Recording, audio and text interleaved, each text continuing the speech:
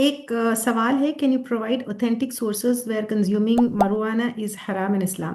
What is it? It is actually جو ہے آپ چرس بولے، گانجا بولے، یا پھر بھانگ کہے، تو از اٹ حرام اور از اٹ حلال؟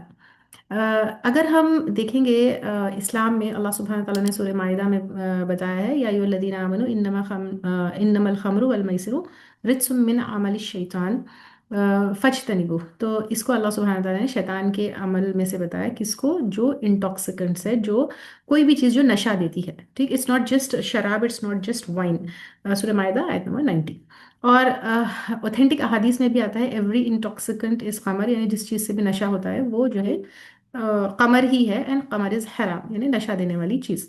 اب یہاں پہ یہ ہے کہ ایک اور ایک جگہ آتا ہے whoever intoxicates in یا whatever intoxicates in large amounts a small amount of it is also حرام. یعنی کوئی بھی چیز جو زیادہ لینے میں، یعنی بڑی زیادہ اماؤنٹ میں لینے سے جو ہے آپ کو نشہ دیتی ہے، تو اس کا تھوڑا سا بھی حرام ہے.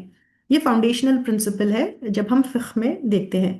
تو یہاں پہ چرس ہے، گانجا ہے، یا پھر مروانہ ہے، یا پھر اس طرح کی بھانگ ہے، تو اس سے جو ہے آپ کے ججمنٹ، آپ کے پرسیپشن، آپ کے کانشیسنس کے اوپر افیکٹ ہوتا ہے، اور اس سے کہیں نہ کہیں نشہ آتا ہی آتا ہے.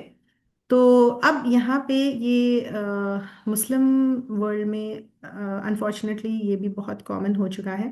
ابن تیمیہ رحم اللہ ہی کلیئرلی اسٹیٹس کی جو ہے اس طرح کی چیزیں خمر میں ہی آتے ہیں، اور